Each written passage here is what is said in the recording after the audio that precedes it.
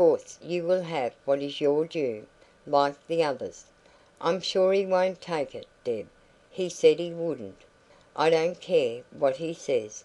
It concerns you and me, not him. I really should not miss it, dear. I am to have 1,000 a year to draw against, for just nothing but my clothes and pocket money. I am glad to hear it, said Deb. You can give your own income to the poor. You really won't keep it? Is it likely I would keep what doesn't belong to me? Well, then, said Frances, her easy conscience satisfied, we can put it into my trousseau. I must have a decent trousseau, mustn't I? Of course. Frances saw to it that she had a decent one. Now was the time, the only time, that she would want her money, and she did not spare it. She ordered right and left, and Deb seemed equally reckless. The bills were left for her to settle, of course made out in her name.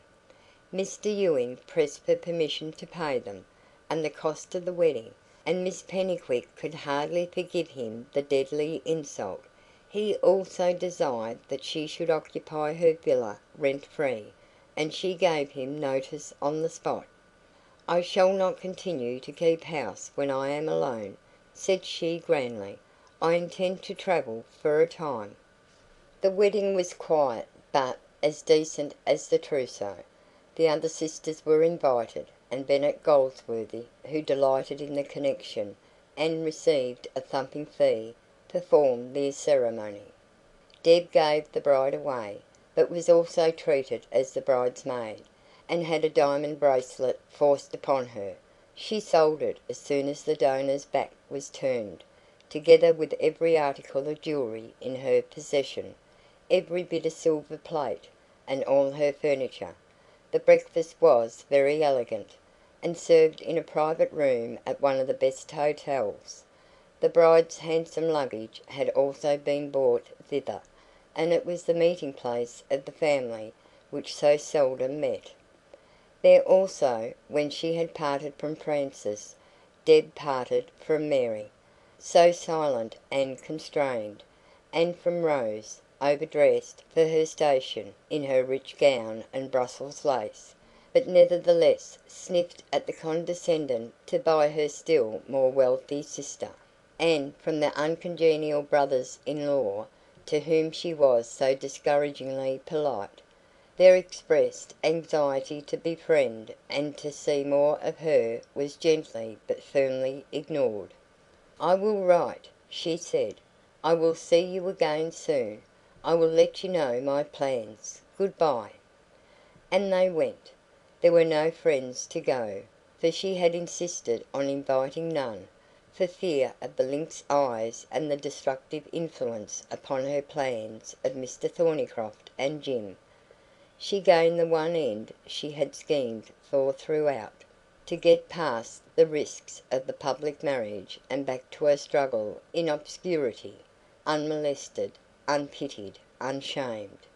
The Urquharts wrote, and Mr Thornycroft, when he sent his present, but she had bluffed them with her implied misrepresentations, and hurt their feelings by not wanting them at the wedding. Jim was easily snubbed. Mr Thornycroft, though he did not mention it, was ill at the time. So she got rid of all possible hindrances, and then, professing to go travelling, went nobody knew where, and was virtually lost for years. Frances drove away from the hotel in her smart carriage, with her smart luggage and smart maid, and her amorous old husband, and never thought or cared what was to become of her abandoned sister. She could only think of her own exciting affairs. Partly they were unsatisfactory, no doubt. All her rights were not hers even now, no, not by a long way. But oh, how much better was this than the drab and shabby and barren existence for ever left behind. She was bound, indeed, yet she was free, freer than another might have been in her place, and far, far less bound. One must expect to pay some tax to fortune for such extraordinary gifts. and Frances was not the one to pay it in heart's blood. She was philosophically prepared to pay it in her own coin, and be done with it, and then give herself to the enjoyment of the pleasures of her lot. Her first enjoyment was in her beautiful going away dress, grey cloth and chinchilla fur, with flushes of pink as delicate as the rose of her cheeks, and in her knowledge of the effect she made in that dream of a costume. There was no hiding her light under a bushel any more. The highway, and the middle of it, for her now, her proud husband strutting there beside her, and every passer-by turning to look at and to admire her. There was joy in the occupancy of the best suite of rooms in the best hotel at every place she stopped at during her gay and well-filled bridal holiday; joy in the dainty meals, so long unknown, in the obsequious servants, in the plentiful theatres, in the ever-ready carriage that took her to them, in the having one's hair done to perfection by an expert maid, in sweeping forth with one's silks and laces trailing, and one's diamonds on. These were the delights for which her little soul had so long yearned. She now pursued them greedily. She could not rest if she were not doing something to display herself and feed her craving for what is known as seeing the world. Her husband was almost as obsequious as the servants, doubtless because from the first she took the beauty's high hand with him, as well as the attitude of the superior, naturally assumed by youth towards age, and he enjoyed the sensation she made almost as much as she did. Visibly he swelled and preened himself when his venerable contemporaries cast the eye of surprise, not to say of envy, upon the conjunction of his complacent figure and that of the bride who might have been his granddaughter. He toiled for that pleasure, and to make pleasure for her, as no old gentleman should toil. He gave her everything she asked for, including his own ease and consequence, his own vital health and strength. But the honeymoon waned, and the novelty wore off, and prudence and old habits resumed their sway. He grew tired of incessant gadding about, alarmed at his symptoms of physical overstrain, weary for his armchair and his club, and his men friends and his masculine occupations. She, on the other hand, insatiable for admiration and excitement still, was weary of his constant company.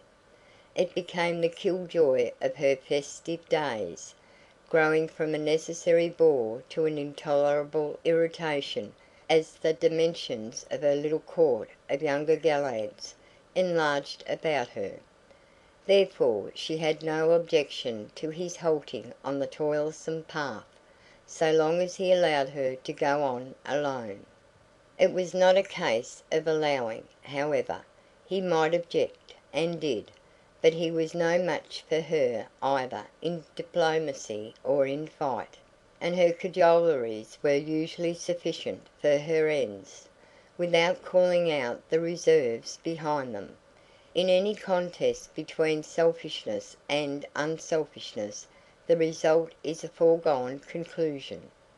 So she began to go about with miscellaneous escorts, to play the combined parts of frisky matron and society beauty, an intoxicating experience, while the supporter of that proud position played the humble role of chief comer stone, unseen and unconsidered in the basement of the fabric.